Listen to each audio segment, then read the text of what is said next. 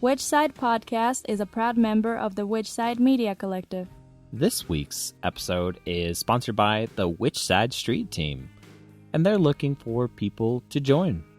It's pretty easy to join, actually. There's not even an application.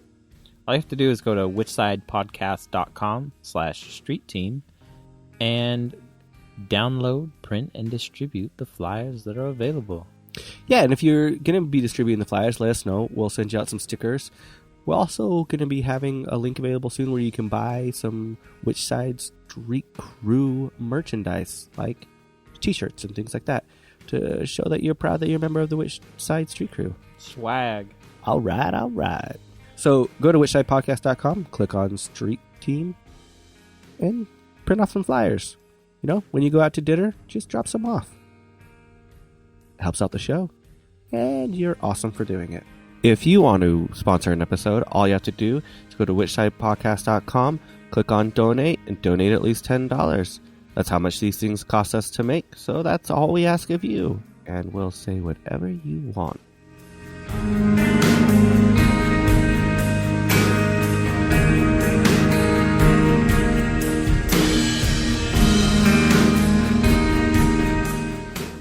This is episode 120.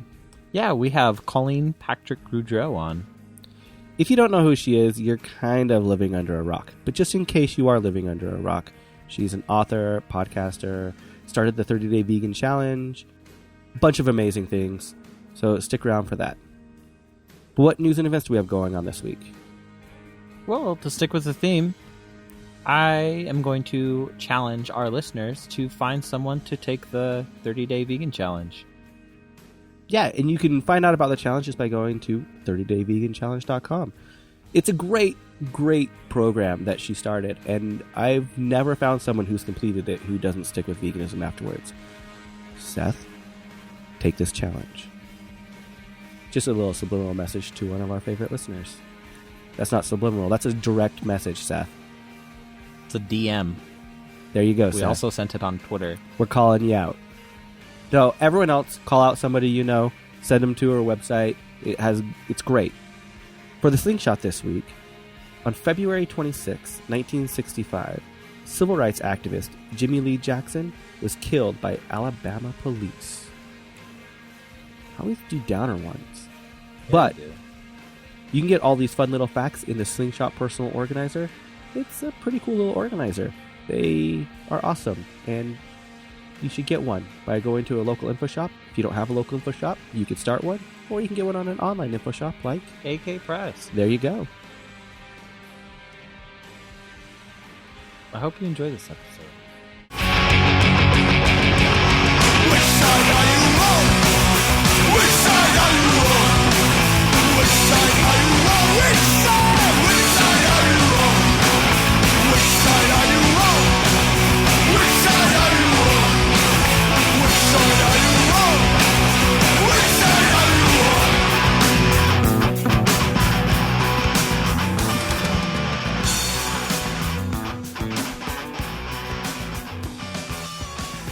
So how's your day going? You said you just got back from a run?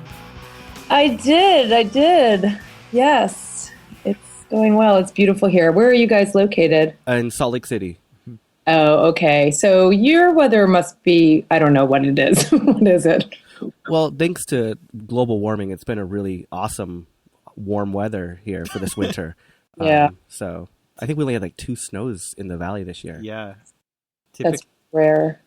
Yeah, it's crazy. Yeah, typically it's still snowing at this time of the year, and it's just been like spring weather. I know. It's like that here, and it's so hard. You know, I'm so conscious of water here in California, and I am so aware of how it affects wildlife, and I want it to rain so badly. I want it to rain. I mean, there was a time where I was waking up angry every day that it wasn't raining. But I can't, I mean, it is so gorgeous. It's spring. I mean, flowers are blooming, trees are blooming. It's just stunningly beautiful. So it's hard to be angry when it's so beautiful. Yeah, it's really hard. So we get most of our water from our snowpack during the year, and we're about 8 inches shy of snowpack where we need to get our minimum requirements. Oh, God. Yeah, I think we're less than that. I mean, it's pretty bad. Yeah, it's pretty bad everywhere on the West, it seems, lately. Yeah. Well, I've got opinions about that, right? I mean, we're like the biggest ranching, the ranching states or the drought the drought states, and we're using water to basically fund the ranching industry. So, they're not controlling the fact that we're not getting rain, but we need to account for the fact that we're drought states and could go years without getting rain, and we shouldn't be using our precious resource for something like the cattle industry. That's my opinion. Well, what's even crazy to think about is that a lot of the water that comes down through southern Utah is actually taken down into southern and central California for ranching purposes. Isn't that crazy? God. Yeah. Ugh, it always blows my mind. I can't remember who said it. They said that in the 2000s that there won't be wars fought over territory. There'll be wars fought over water. Oh, I've been saying that for decades. I mean, not that I don't need credit for it, but I mean, yeah, I absolutely think so. Now, I also live in that bubble of the drought state. What's happening back east, and they can't get it. Like they're getting pummeled with precipitation. So, I'm looking at it through the lens of someone who lives in a drought state. And having said that, and obviously this is affecting larger swaths of, countries, et cetera, other countries besides the United States. But no, I think it is a precious resource that we just don't even understand. I'm kind of obsessed with water. We have rain tanks. So we've got tanks that hold 1,000 gallons of water from rainwater that I use to irrigate a portion of our garden. And we have a pretty big, we have a number of different gardens. So it irrigates one portion, but that's better than nothing. And then we recently gray watered our house. So all of our plumbing from the places it makes sense to come from the showers and the bathtubs and the bathroom sinks, not the kitchen sink, they all go right out to the another side of the house to irrigate that garden. So I just wish I wish it was mandatory that people had catchment tanks and had to gray water. And I think someday it will become that, but I just wish we didn't have to wait for it to get so painful before people made these kinds of changes. What's interesting here in the state of Utah, last year was the first year they made it legal to actually capture rainwater. It was actually illegal until last year. There's still a bunch of regulations with it. You can only keep so many inches per you can't take it off your own property. It can't leave its own parcel, and it's not supposed to be used for agricultural purposes, for gardening, even personal gardens. Yeah, that's interesting. Now, I don't water my edible gardens with the rainwater. These are also points that you can make that people can be educated about, right? I mean, like, okay, it doesn't have to be either or, which it sounds like they realized. Mm-hmm. So I don't irrigate the edibles with the rainwater. I think the rain catchment tanks are legal and you can hold the water. The gray water, I don't think you can hold the water in tanks. So for our gray water, which makes sense because there'd just be more of a risk of, I get it, like of mold and, mildew and just different things growing. But ours just goes right out to just kind of like a little, irrigation system right outside and just waters. So I know when my husband's in the shower, if I'm in the bedroom, I can hear the water coming out the side of the house. I know he's in the shower. So it comes right out and just goes right onto the hillside, which is cool. So was it complicated getting that whole system set up for you guys? I don't think it was. So we did it when we were doing some renovations. We were adding a bathroom and it was the time to do it because we were moving plumbing around. Mm-hmm. And honestly, our contractor just made it sound like it was, and I think it was pretty simple. It was just a matter of creating a valve system so we can change it if we need to. Let's say we were getting so much rain and we didn't want to put any more water on the hillside because it would have created erosion. Let's say someday we hopefully have that problem. Then we can just switch the valve so that it actually goes out to the sewer as opposed to going out to the side of the house. So I think that's probably the most complicated part, but otherwise it's just pipes running out to the outside as opposed to running to the sewer. Huh. That seems pretty straightforward. I've looked at the gray water systems that they put in, like the Earthship homes. I don't know if you're familiar with those. They seem pretty complex to me. Oh, I think so, because I think they're also filtering, and right, they're also using it from toilets, or they're using it to actually then go back into the house to be used for their toilets and sewer and that kind of thing. So recycling it. This is just, and I love that. I mean, I'd love to be able to do that too. This is pretty straightforward. Someday we'll do it. It was just more complicated because of where it's located, but someday we'll do it with the washing machine as well. So that can go out another part of the house. So those kinds of things are pretty simple. I think once you're getting into, recycling it, I think that's where it gets more complicated. I love the airships. I would love to personally build one from scratch. It'd be awesome. Yeah. Really? Like yourself? Oh yeah, completely. Yeah. But I'm into like the making things from scratch and doing things from scratch. Just that whole creating thing. Like whenever I find something that I can try to do, I always try to do it. Like I took up knitting this last year just because I'm like, why the hell not, right? That's awesome. So yeah, I find it a lot of fun. Like, and that's why I took up hand tool woodworking too, just for that same purpose. I love that. I love that in theory. Like that one I love in theory because I'm not going to do that, but conceptually I think that's awesome. I'm just not going to do anything with hand tools. I have no patience for kind of fine motor skill things. I have no patience for knitting. I really want to stick the knitting needle in my eye because of the amount. I just feel like it's so like crocheting or anything that requires this kind of really precise, like precision.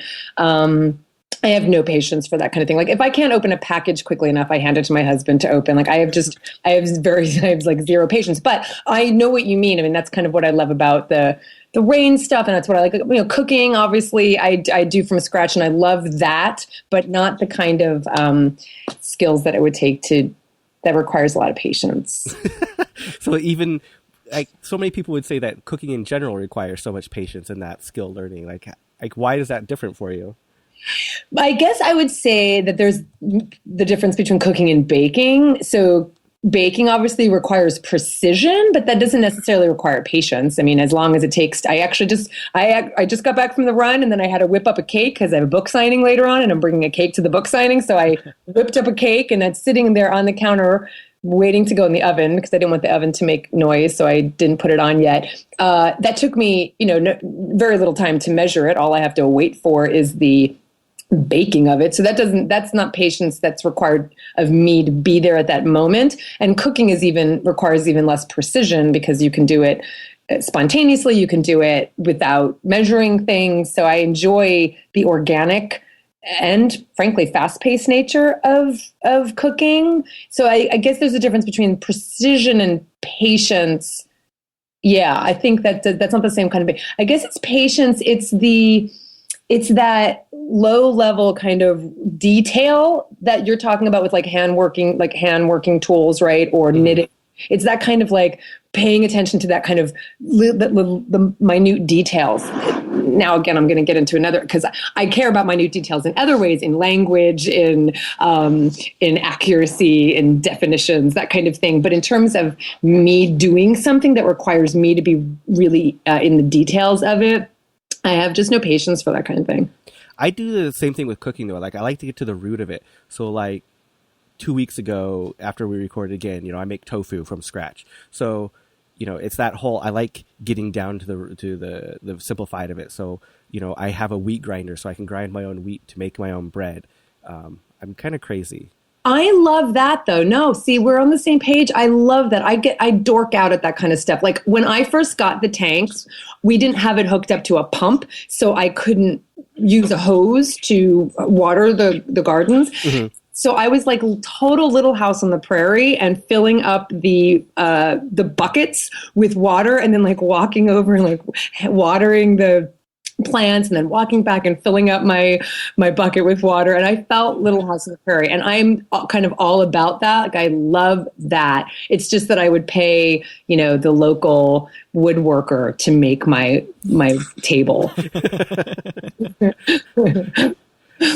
So you said you mentioned plants. I have a total black thumb and I'm trying to get away from this. So like today I planted a sprouted lemon seed that we've been sprouting for a couple of weeks, and then now I'm trying to sprout a pineapple and an avocado.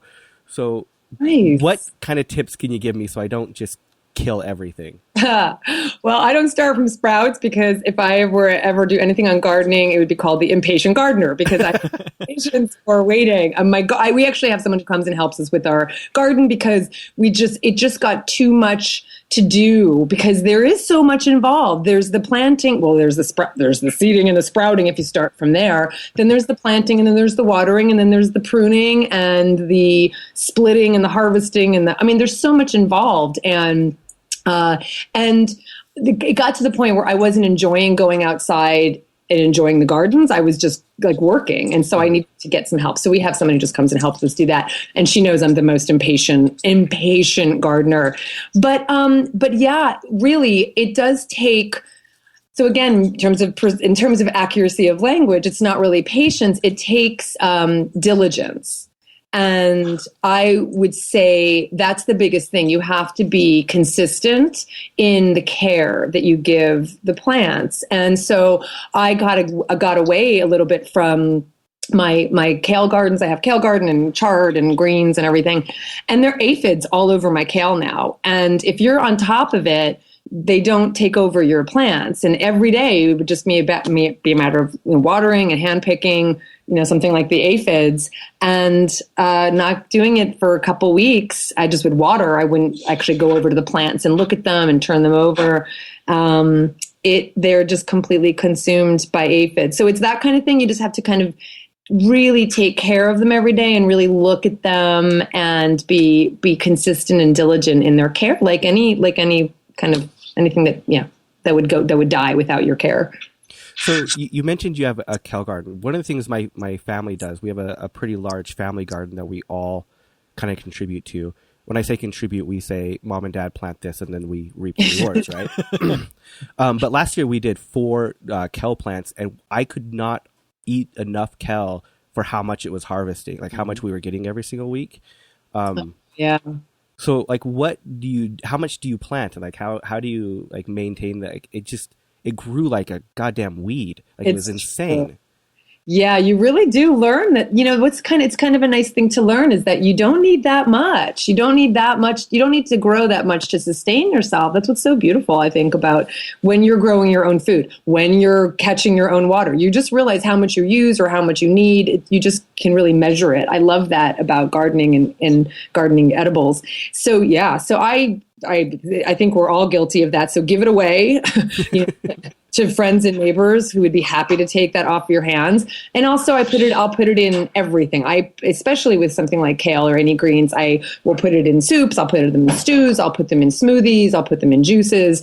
So any way I can just use the kale in that case. That's one of the things we learned too, in the many years we've been gardening edibles, is we started planting things not just for their novelty or because we loved the concept or because we wanted to grow them, but we started growing things because we knew we were going to eat them. Because there were things that we grew that, that we just didn't love or we didn't eat enough of or we couldn't eat fast enough, same kind of thing. With something like greens, I just find that they're so versatile. You can use them in so many different things. And so even though you get a lot of them, you can do a lot with them.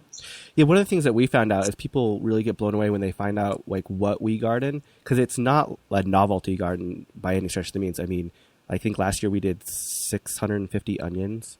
God. And yeah, people say that it's like, well, yeah, but it's feeding like 6 families for an entire year. Like we'll harvest those onions for an entire year for 6 families. So it is a solid working garden, and it's pretty fun. It's pretty amazing, like how much you can get out of kind of a little space. It's like we're on like the whole garden takes up about a quarter of an acre. Oh, that's so incredible. I envy you so much. I want to get to that place. We have the space. I mean, we don't have that much space, but we have the space because again, you can grow so much in a small space that we moved to this house a couple years ago. So we've kind of had to start from scratch. We had planted 15 fruit trees in the last house we were at. And that was the hardest thing about leaving that house was all the trees that were starting to come into their own and that, bear all this fruit. So we're starting from scratch. We just planted the persimmon and the pomegranate. We've got a bunch of citrus. We planted a pluot. But yeah, I agree with you. I mean, I'm looking forward to getting back to the point of the gardens themselves being sustainable, but like being really practical. I think that's key. I think people don't get practical when they first start a garden. It tends to be more novel. Do you can at all? Do you like save or can or freeze? No, I love the concept. Again, Little House on the Prairie, but I don't do it. No. I don't grow enough. I mean, I don't. Maybe someday, but it sounds like you would have that opportunity to can. Well, like I said, again, it's mostly sitting back and watching the parents do it. But, but yeah, like they've been doing that since I was a little kid. Like I feel kind of fortunate in that aspect. But I see them do it, but I don't know enough to do it myself. And I always feel kind of lame as far as that goes. Yeah, you should. So I really should pick that up, I guess. There are some benefits from coming from a Mormon culture. I guess so. That is true. That would probably be the only one. Well, what is that? What is that? How is that related in terms of kind of self-sufficiency? Is that like, how is that related to Mormonism? Yeah, one of the things they teach in Mormonism is that huge self-sufficiency, and like each family is supposed to actually have a food supply of a year for each person in the family at all times. Okay. So give or take. Some families go crazy and do some more do than like that. 5 years. Some do. Oh my God. But they want to be completely self-sufficient, so when I don't know how much you want to get more with theology, but they believe the government will eventually fall, and they want to be able to sustain themselves, basically. Yeah, I don't care why. I just think it's man. I think it's smart. I love it. I'm going to do it. I'm going to become a Mormon just in that one way. You can do food storage without becoming Mormon. It's Okay. Oh, I didn't realize that. Okay, I'm going to do that. Yeah. There's a whole bunch of horrible aspects about becoming Mormon that aren't good. So Yeah. Okay, I'll just do that one part. So since we talk about Mormonism, are you religious? Were you raised religious? I was raised Catholic. Mm-hmm. We did not store food. We ate food a lot. Would you consider yourself religious now? No, I am not religious. No, I have my own story of very consciously and intentionally really leaving the Catholic Church in a way that it was quite dramatic, because my father is still, well, I was going to say he is still Catholic. He's still alive and he goes to church every day. But the joke I'm catching myself in is that apparently I'm still Catholic too. And that's the catch with this religion. I think other religions too is, my father will say, but once you're Catholic, you're always Catholic because you were baptized. And I'm like, I was 3 weeks old. I had no say in the matter. So that's not fair to say that I am still that. I cannot get out of it. You can't undo it once you're in it. But I did very much pull away, and it was really hard because I would go pretend I was going to church and go out with friends or go sit in a parking lot because I couldn't tell him that I wasn't going to church. And I was 18, it's the age where you start doing that. I was 17 or 18, but I remember the day took so much courage to say, I'm not going to church and I'm not going to go sit in a parking lot and pretend I'm going to church. That's what I've been doing. I'm actually just going out. I'm just not going. And it was a real struggle. So yeah, I am not Catholic anymore, but I am not, any kind of religion. What kind of led to that? What led to you breaking away? Oh my gosh. Well, so many of us who are raised in, I think, a religion where you're indoctrinated and not encouraged to question for me, it was really frustrating because I was always a questioner and an explorer and a thinker, and you just are not encouraged to think. My husband grew up Catholic too. He had a different experience. I went to Catholic school and it was, I think, maybe more intense, or my family situation was different. But I know there are a lot of people like me who I was not encouraged to ask the question. You're told this myth and then you go, but that doesn't, I don't think, and they go, shush, don't start trouble. That's just the way it is. I'm like, what? That doesn't make any sense. I need to understand it. I want to wrap my brain around it. So I always felt a little frustrated. I may have had a little bit of salvation. My mother was Protestant, so she at least was someone I could go to and say, that doesn't make any sense to me. And, can you help me kind of parse this out? And so at least I had that. So someone encouraging me to at least think on my own. And so it was kind of a common thread for a lot of my life, even when I was very young. And so by the time I was, by the time I was already a teenager, 12, 13, 14, I was already not interested, because that's what you do. You want to explore your own thought system, right? Your own belief system. And so I had to very much pull away on my own because it wasn't going to be done for me. So yeah, it was tough. Did you have any support in that pull away? No. I mean, no. Like, Definitely no. No friends or anything? Well, I mean, friends who also, maybe my mother, just in the sense that she was Protestant. So at least I had someone who, who's right. I mean, I know, and it's like sinful. My father had to like go to penance for 30 years because he married a Protestant. So it was a big, and then divorced her. And then that he married a Protestant and then divorced the Protestant like that. He's going to hell. Like he's just. So, I probably my mom in the sense that I had someone who just understood in my life that I didn't want to be part of it and, would let me kind of do my own thing. But from a perspective of my father being the one who believed it so strongly. And that was when I remember being in therapy and when I was a teenager and talking about that very thing about the Catholic Church. And I worked intentionally to embrace my history, my past, my experience, because I didn't want to be a cynical anti-Catholic person. It wasn't that I had like horrible experiences. It just that it didn't feed me. And in some ways, in some ways it did add shame. I think it does add shame to a lot of the things you do. So there were negative aspects, but I worked so that I didn't have just negative associations. And I worked consciously to have positive associations from that experience because all of our experiences shape who we become, right? So I didn't want to like completely look at that as some horrible thing. I wanted to look at it as how did it shape who I am today?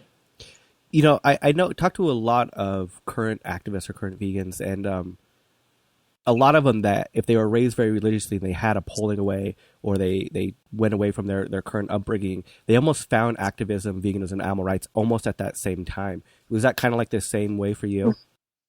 Probably not at the same time, although no, I mean, you know what it did give me? It's interesting. So again, in kind of looking at the positive aspect of the religion that I grew up in and the way it was taught to me, I mean, I was very interested in doing something in my life that would help animals and that would help the world. Like that was my young mind's concept of what my contribution was to the world. I knew at a very young age that I wanted to do something that promoted good in the world.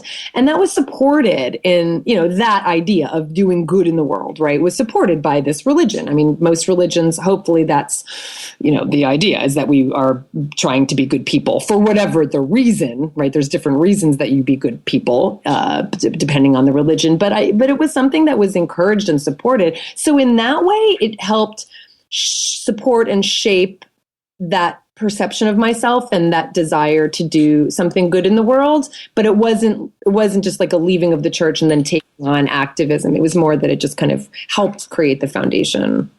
I think it was funny. The first time I was arrested by the FBI, I remember talking to my dad afterwards, and he's like, "Why are you doing this?" I'm like, "It's because of you. You're the one that taught me to be this way and to fight for injustices." He's like, "Oh. Oops." That's awesome. It's exactly right. And that was actually the conversation I had with my father many, many years later when we could actually talk about Catholicism and me leaving the church, because he'll still drop things in like, well, you should go to church today, or you should thank God, or you should pray that whatever, or, that's what he has to do. Right. I mean, that's what I was going to say before, is that this also gave me tolerance and empathy about him. Like he really has to believe those things. Mm-hmm. He believes those things and he has to promote them to me, because if he just let it go, then it would kind of topple his own belief system. So, I get it, like why he has to hold on to it so strongly. And I don't begrudge him that. But I remember saying to him, when he kept pushing, and I just said, look, what's the whole point of this thing? This whole point is that you want, you bring this to your child because you want them to be a good person, right? And okay, well, am I a good person? Yeah. Well, then does it matter like that, how I got there or what I'm doing now? Does it matter? Like, isn't the whole point that I'm a good person doing good work in the world? And he couldn't deny it, right? He couldn't argue with that. Mm-hmm. But what? Like, I'm supposed to go to this thing every week that you believe in that I don't? How does that change, the work that I'm doing in the world? So. Yeah, Jordan has that same problem with his parents where they feel the continual need to try to continually push it and go, my parents just blissfully ignore my atheism now.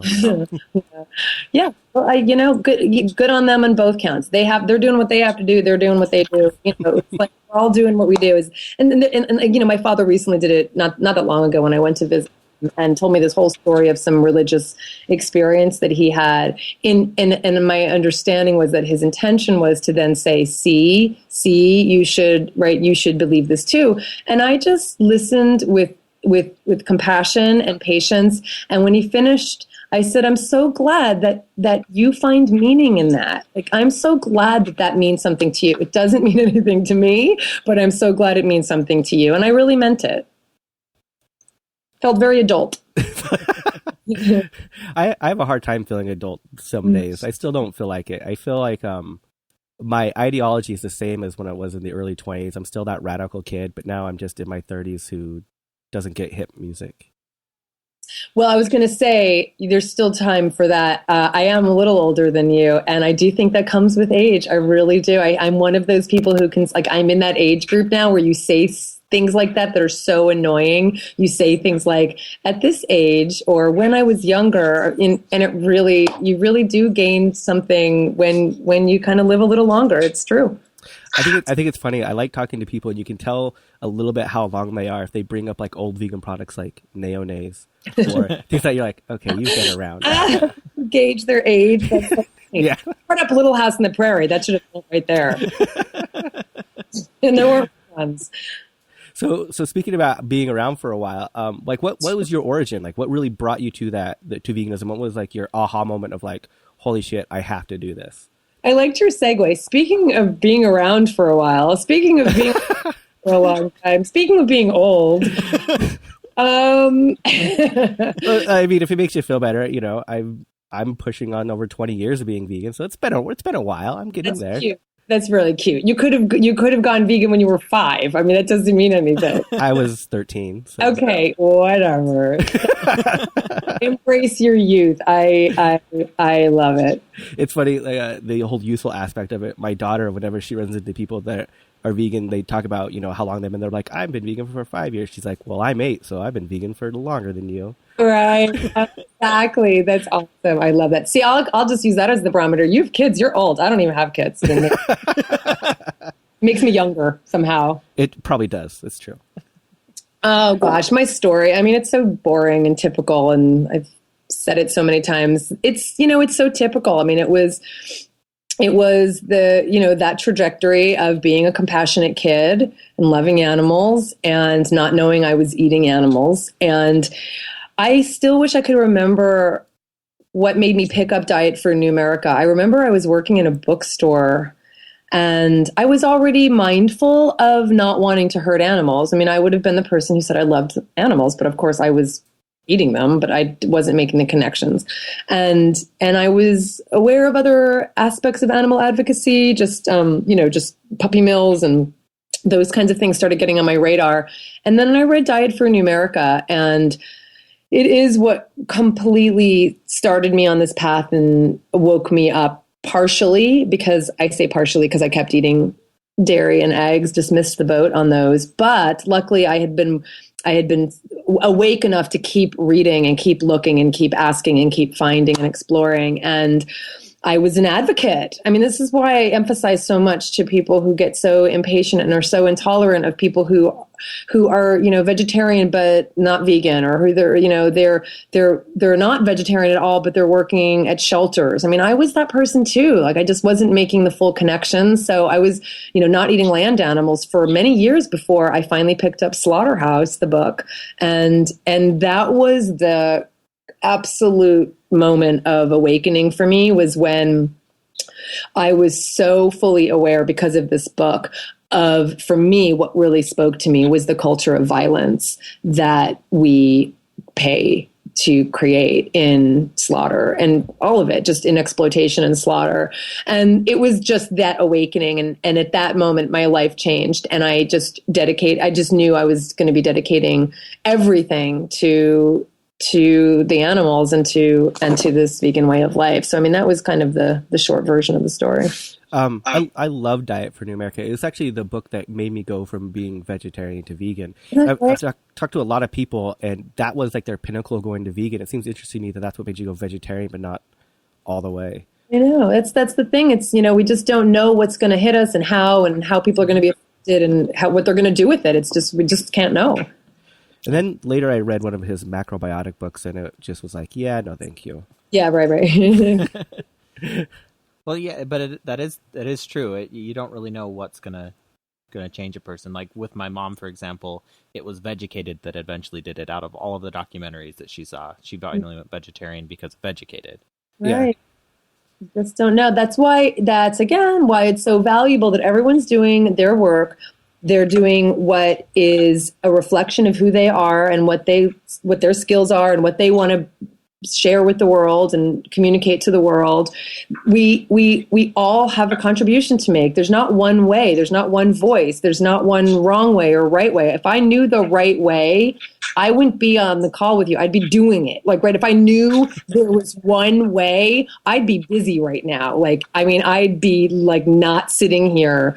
Right. Because there's not, there's just, we're all doing what we think is the right, best thing to do based on our own experiences and personalities. It took me probably 15 years of activism to really realize that. I can remember in my early days of activism, it was like, no, this is what we need to be doing. If you're not, fuck you, kind of an aspect, and really not realizing that everyone kind of has their place. And if they're doing what they feel they should be, at least they're doing something, Absolutely. And I think that's so honest. And that's the thing, that there's a place for it all. Like, so people ask me, what do you think about so-and-so? I think it's great. It's not my approach. It's not what I'm going to do. It's not what I'm comfortable doing or good at doing. Right. But they're doing it fantastic. I don't have a corner on what is the best way to do it. I think what I'm doing is the best at what I do. Mm-hmm. That's all we can do. So how do you approach other activists in that aspect when you see those dialogues going on where it's like very combative, I guess. I can't talk today. Because I see it all the time, and I even feel it sometimes where I'm kind of like, I hate what you're doing so much, but then I will always stand up for what you're doing to other people because you're fighting for animals. That was very passionate on both sides. I hate it so much, but I support it. That's great. It's like it's a contradiction inside myself all the time. I don't know if you've ever felt the same way.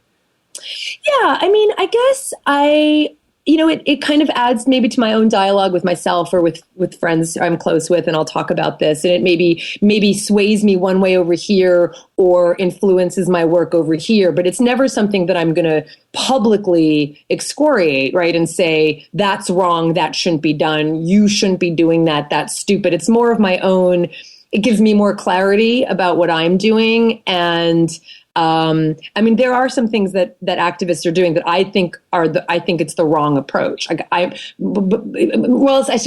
back up. I don't want to say wrong because, like I said, there's no right or wrong way. That's not what I think is the most effective approach. And yet someone who is the recipient of it may be moved by it. So again, what do I know? Who am I? Right. So again, all I can do is what I do. I would never, though. Yeah, I would never publicly say like someone's doing it wrong. It's just that I might not support them financially, or I might not get involved with them, but I will support them in terms of patting them on the back. There are people who come up to me and say, yeah, I love this person's work over here, or this group doing this over here. I'm so moved by them. I support them. I volunteer with them. And if I don't agree with it, if it's in my head, if I know that it's not what I would do, I don't say that. I say, well, fantastic. I'm so glad you found something that's speaking to you and that helps you be an activist. So that's the truth of it. I really do think there is a place for all of this. Now, what I'm more concerned about is how we then dialogue with one another about those things. And that's where I just get really sad. In fact, right before I went running, I recorded my podcast episode for my podcast, and it's on the vegan police. And that was the episode I just did. And so, talk about how we can disagree without being jerks. We can do both. It's very hard to have a conversation on tactics without having to put down others for previously used tactics or currently used tactics. Yeah, and I think we know when we've gone over the line. Like, if we're really honest with ourselves, I think when we're having these conversations, I think we know when we're trying to slip in a name, or, you know what I mean, where it goes to gossip or it goes to putting someone down by naming them. I think we can do it tactfully without bringing up anybody's names, if we really want to be honest, because once we start bringing up names or being specific, I think we're doing it because we're human beings. And when we put someone down, it means we are higher up. And we're all victims of that. We're all human, right? But I think if we're honest with ourselves, when having these conversations, we know when we're about to cross that line and we can check ourselves. I just think that people don't check themselves. So what do you feel is probably the most harmful tactic right now? You don't have to name names. I think, I guess for me, I really am of the mind that everything a company, so I guess talking about companies, selling vegan products, like non-vegan companies selling vegan products, non-vegan restaurants selling vegan food, non-vegan celebrities creating vegan products. I really believe that everything the mainstream does to get this thing called vegan out there more and make it more accessible to the mainstream, I think is a positive thing. And I think where I see there being missteps is when we're criticizing non-vegan companies or restaurants or people, individuals, for not being vegan all the way. Do you know what I mean? I know exactly what you mean, and I am right on board with that. Definitely. And yes. Tell me more. No, I know exactly what you're talking about. We don't have to go into the details, but it's one of those things where I've found myself defending individuals doing that because they're out there for the animals, but at the same time being like, come on. Yeah. I think it's misplaced energy. That's yes. the way I would say it. Like, that's your energy and your intentions are so good. I just think it's misplaced because I think there's better ways to use that energy. Without a doubt. Yeah. You have to also take into privilege aspects. A lot of people, the only option that they have is going to these places that offer a vegan option if they want to, have a vegan lifestyle in an area that doesn't really cater to that. So. Yeah. And it's, it's just, we're missing. One of the things I said on my podcast today, and I've used this expression, my husband uses this expression all the time, you lose the plot, right? You lose the plot. But in some ways, I think what I said on the podcast is that I think in some ways they're not losing the plot. They're focused only on one plot and they're forgetting the bigger picture, and it becomes very myopic. So I think we forget that, this one I can name. I don't care because no one's specific, but with the whole Beyonce thing recently that she announced this vegan product line she's coming out with her trainer, this food delivery meal plan. I mean, it's so amazing because this just cracks me up because I think they're really missing the whole point. People who were criticizing this were saying she's capitalizing on veganism and she's trying to make money off of it. And my feeling is first of all, we live in a capitalist society. And if you think that every company that puts vegan on their product to sell it is doing it because they're doing it out of the goodness of their hearts, or every restaurant that has vegan menu items are doing it because they care about the animals, they're doing it because it's a business decision. And I don't care why they're doing it. I'm glad they're doing it because it helps all of us and it ultimately helps the animals. So they're just forgetting. And this whole Beyonce thing, I think it's just because she's such a celebrity that it's an easy target. But I mean, I buy my produce at the farmer's market from farmers who aren't vegan, right? I mean, I'm putting money into their pockets. Now, when I can put money into the pockets of vegan business owners, I will. But I'm not going to not buy produce, right? Because the farmer isn't vegan. And as you start to then whittle that down, you realize how absurd it is to try and find that level of perfection. And it's not even possible. So kudos to her. She's a human being too, on her own path, on her own journey. Maybe this will make her go vegan. I don't know. But that she's actually making it easier for people to eat more vegan in the world. People have to keep this in mind. And where do you stop nitpicking? It's Or the tomatoes that came from the vegan brand of ketchup, were they grown by a vegan? Exactly. You gotta stop somewhere. You do. I mean, that's why there are spoofs. That's why there are the Simpson episodes that talk about level 5 vegan. I mean, it's because, and, unfortunately, sometimes stereotypes are true because they're real. I mean, like, we know those people exist. You could go so far with it that it really, it's absurd and ridiculous, and we are just spoofs. Well, I don't know about you guys, but I do pocket mulch. Exactly. Pocket compost, right? Yeah. Pocket yeah. You're level 6. I'm level 6. What was it? I don't eat anything that casts a shadow. Yeah, I don't eat anything that casts a shadow. Yep. It's really bad when you can say things like level 5 vegan and almost every vegan knows the reference. No. No.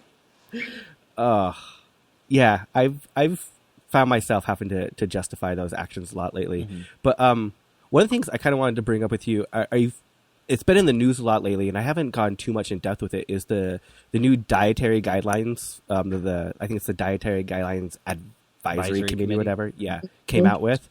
Mm-hmm. Have you gotten a chance to really get into those yet? Not really get into them. I've pretty much just been looking and hearing the headlines, which is pretty exciting. I mean, it's exciting because, actually, I have a couple right here because I was doing something with them. Did I keep them? Let me take a quick look. I mean, this is super, super cool. So in the Wall Street Journal headline, diet experts push more plants, less meat in nod to environment. In the Washington Post, stop eating so much meat, top U.S. nutritional panel says. I swear, this wasn't planned. I can't believe they brought this up. This is just so funny that in Politico, attack on meat has industry seeing red. Like, that is awesome. I was doing the dishes the other night, and I listened to NPR, and NPR came on. And that was the headline. Like, the person they were talking to was about, eat more plants, eat less meat. Now, what's so annoying and amusing, and not amusing because it's so annoying, is that what they really wanted to say is just eat vegetarian. Like, they want to say it, right? But they can't because it's so political. Mm-hmm. Mm-hmm. As I say, one of the things I found so interesting about the guidelines is they're not just coming out and saying eat more plants for health reasons. They actually bring up the environmental impact that animal agriculture is having. I think that's really interesting for a dietary guideline to, come out and say. I agree. I mean, that's the Wall Street Journal. Diet experts push more plants, less meat in nod to environment. Like, when's the last time you saw that headline? I don't think we've ever seen anything like that, especially especially that explains why. That it's not just for whatever, like, they don't even have to put that, right? It's just, these are the diet experts. That's what they do. They come out with recommendations, but that it says because it's a nod to the environment. I'm sorry, but that gives me hope that someday there's going to be, diet experts push more plants, less meat, for the sake of the animals. I mean, why not? Like, it's the same thing. They're actually thinking more broadly. Now, there's some confusion, and it's annoying, and I just hate that they can't come out and just say what it really is, that they're recommending that the dietary cholesterol guidelines be ignored because they used to talk about not having so much dietary cholesterol, and they would limit it to a certain number of milligrams, and that meant like 1 egg a day.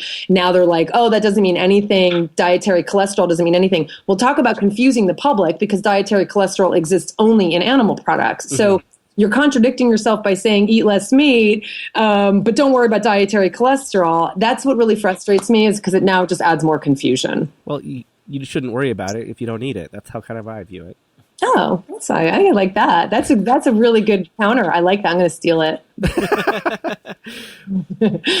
That used to be my first way before reading ingredients that I would check packages, was see if it had any cholesterol, and then I would read the ingredients.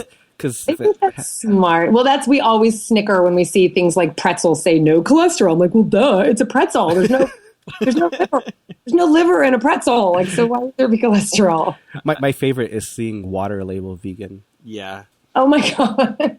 Gluten-free vegan water. Yeah. Yeah, we do joke about that. Don't get me started. So, speaking about gluten-free, are you on the gluten-free bandwagon? I am definitely gluten full. A gluten full? Yeah. I'm gluten full. I love gluten. Okay, I get it. Love gluten. like what do you think is like the cause of this whole anti-gluten thing? I have a very wide audience, and I am not denying that some people have issues with different ingredients, like low level ingredients. Like it's not denying that, but you can't also deny that this is a trend. And I say that meaning that it's a trend once you see companies put these labels on their products. Mm-hmm. In perspective of the companies, veganism is also a trend. Like vegan is a trend, right? They're putting that on their labels. Great, helps us. The gluten-free thing, it's the same thing. I think my problem with the gluten-free issue is that there are so few people who actually have this thing called celiac, and they're even still examining whether it's gluten that's the culprit. There might be something else. There might be this other protein that's the culprit. So the problem I have is that there's so few people who actually have this real insensitivity to gluten. The problem is that even among that small group, if that's what you experience, that doesn't mean that gluten is bad. And that's what I have a problem with, is that it's just, it's made to seem like if you are eating gluten, it's bad because gluten over here is bad for this small group. Well, some people are allergic to strawberries, but that doesn't mean strawberries are bad, right? Exactly. That's the problem I have with it. So I kind of do take the stance of, I'm not apologetic about liking gluten. I have no problem with gluten because it doesn't bother me. That doesn't mean in my recipes I don't indicate that those that are wheat-free or gluten-free or soy-free or oil-free, because I know that there's an audience out there who's asking those things. That's fine. I respect it to that degree, but I have no apology I'm not going to apologize for eating gluten. I am kind of hopeful that it seems lately that there's a lot more people in the vegan community that are coming out a little more skeptical of a lot of the claims that you see coming out from fringe groups, like like the anti-gluten groups or things like that. Are you seeing that more? Yeah.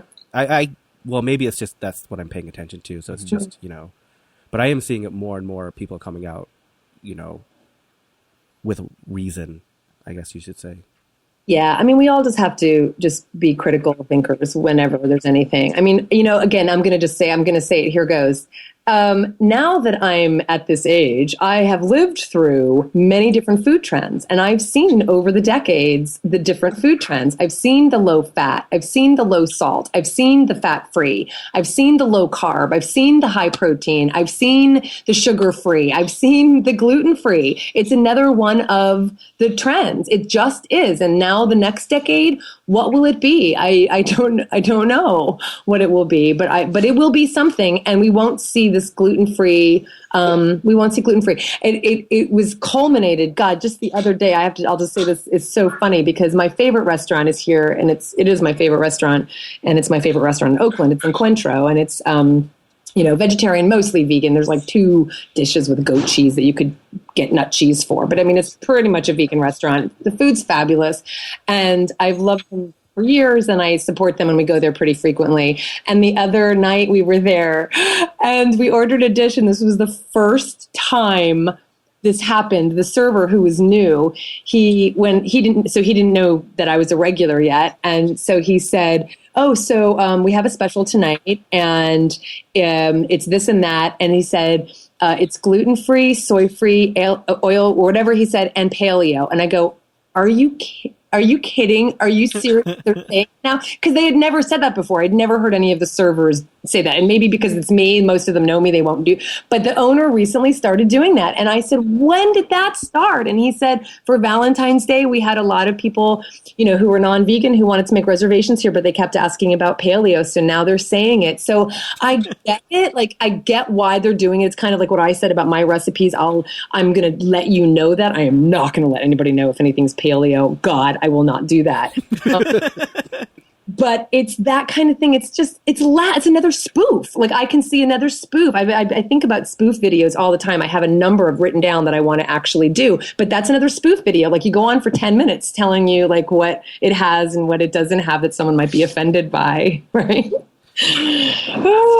Do you ever get worried that like a lot of companies view veganism as a health trend and not necessarily a lifestyle change?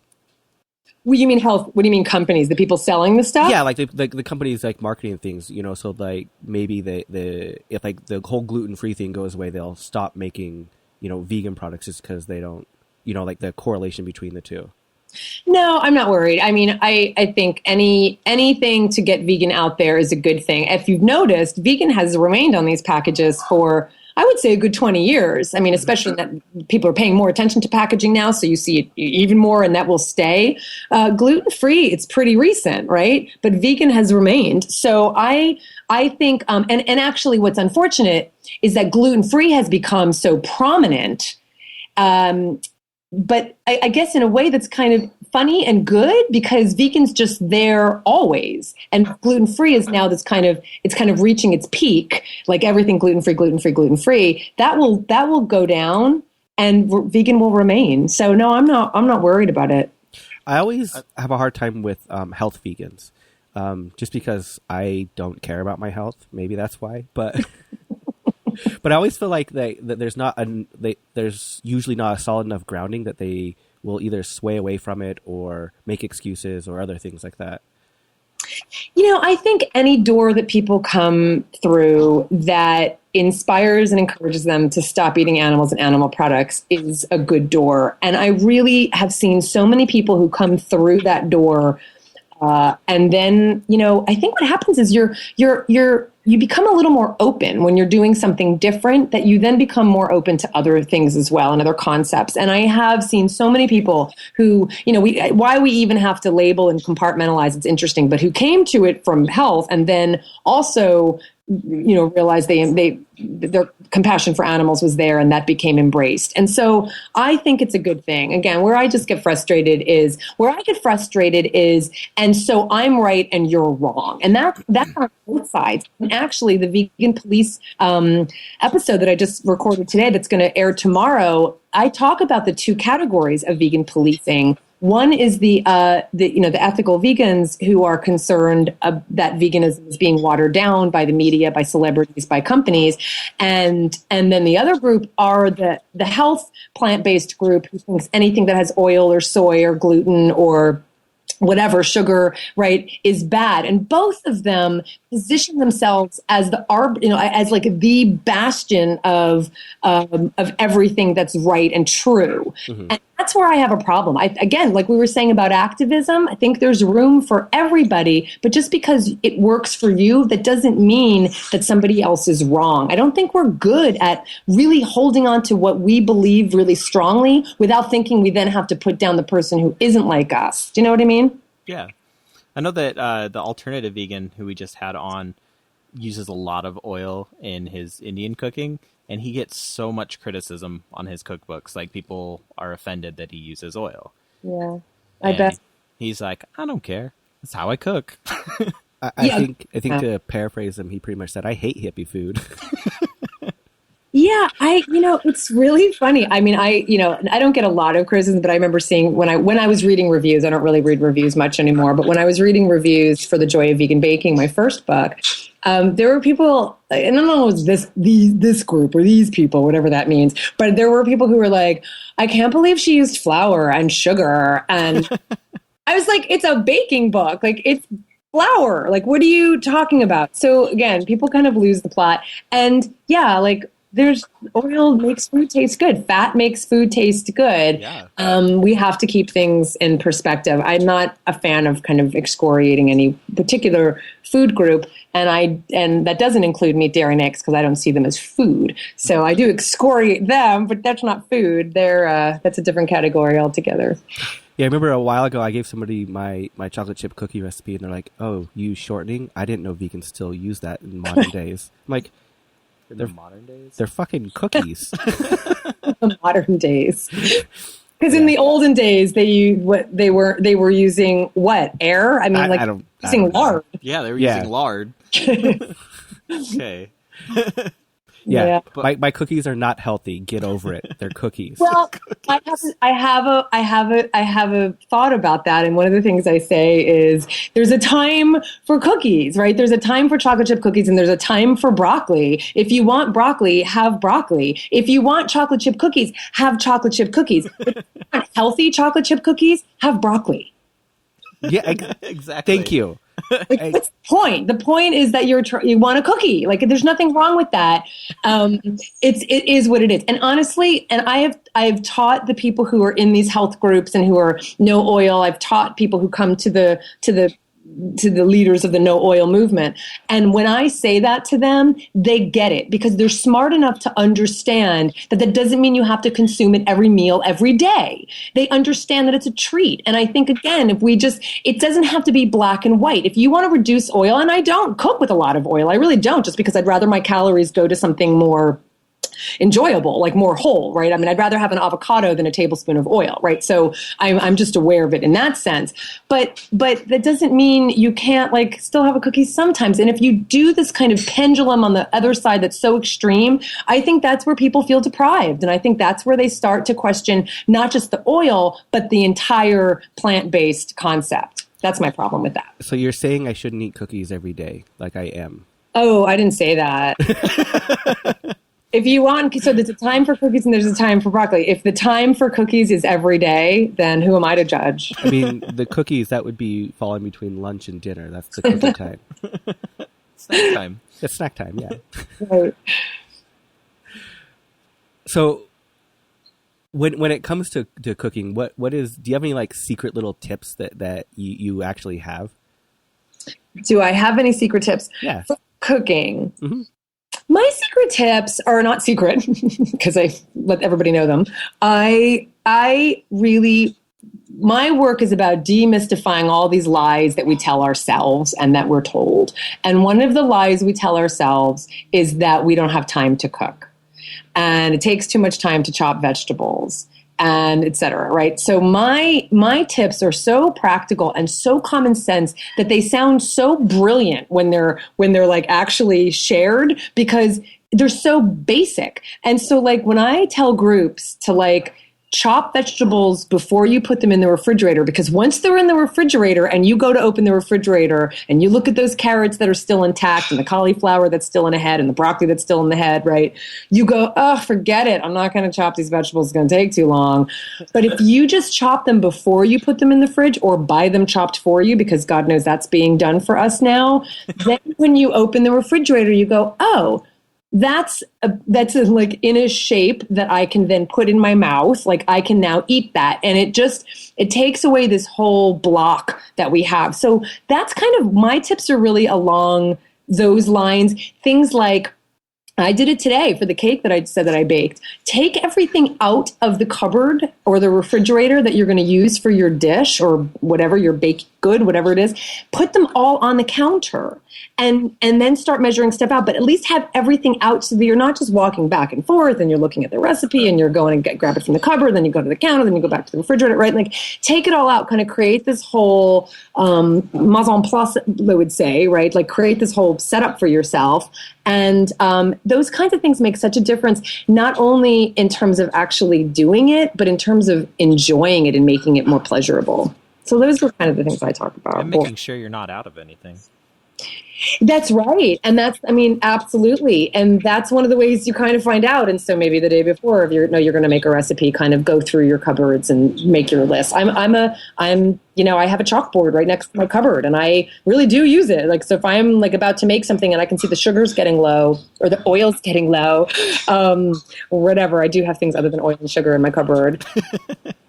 I will put that on my chalkboard. So those kinds of things are really helpful too. I talk about going to the grocery store with a list so that you're buying exactly what's on your list and you don't buy more. I talk about going down only the aisles that you need when you're shopping because you do tend to buy things that you don't necessarily need when you're shopping. And when I say need, I mean, maybe things that's just maybe empty calories or, things that you don't want to spend money on, but you do anyway. I kind of talk about the grocery store as a mall. If you go to a mall, you wouldn't go into every store in the mall, right? So when you're in the grocery store, if there are aisles you don't have to go down, don't go down every single aisle. Use what you have in the house. This kind of goes back to the beginning of our conversation. This is where I am a dork because this is where I love using up everything in the house, even when, people say, oh God, I have nothing to eat. There's nothing in the house to eat. There's something. I want to do a show where I go into people's houses and I find things like in their cupboards, in their freezer, in their refrigerator, and spice rack to actually put a meal together that you're just not looking at, you know, in terms of being creative. So I love that kind of, you know, really be creative and look more deeply at your cupboards to see what you can make. So those kinds of things. So you have me really interested. You've mentioned your cake a couple of times, and I'm just curious. Do you use the old vinegar recipe with cake, or do you do something a little different? Yeah, this is my cake. I mean, I really use my cookbooks. Like I use my recipe. So this is actually the 30-day vegan challenge Mexican chocolate cake. It is vinegar. Yeah, it's the baking soda and vinegar, and it's foolproof. And I just love it. And there's no reason to change. It's a great recipe. Yeah. But this has been a lot of fun. Thank you so much. You guys are awesome. How can people follow your work and get in contact with you and see what you do? Yeah, everything's at my website. Everything's at joyfulvegan.com. Well, perfect. Well, we end every episode saying fuck, shit, damn.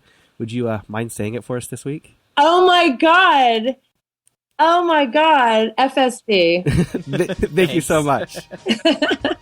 Have a wonderful weekend. You too. Okay. Bye.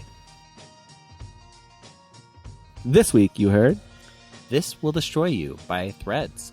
Right now you're listening to French Letter by Jaywalk. iTunes. Go rate and review us. Helps us out a ton. Super easy to do. And I just want to thank everyone who's already done it. If you have done it, let us know and we'll give you a virtual high five. High five. Plus, we have social media. You know, we do things on there. Post things, talk about things, interact with people. Frequently, too. Yeah. So, Oddly. you know, if you kind of enjoy the podcast, you might enjoy following us on social media. So hit us up. We have the tweets, the Facebooks, We got the Twits, the Faboo, and the Instas. Yep, there you go. So we have all those. If you don't know what that is, then you're probably not with the times, so it doesn't really matter anyway. I think I am not with the times. Grow up. Okay. No, I mean get younger. Get younger. Yeah, get younger, Jeremy. I'm talking to myself. Hey, fuck shit damn, man. Fuck shit damn. Which Side Podcast is hosted and produced by Jordan Halliday and Jeremy Parkin of the Which Side Media Collective, with web design by Jordan Halliday and sound design by Jeremy Parkin. Booking by Mari Halliday. Theme music by Commandantes. Go to whichsidecollective.org to check out the other shows in the collective. As always, fuck shit damn.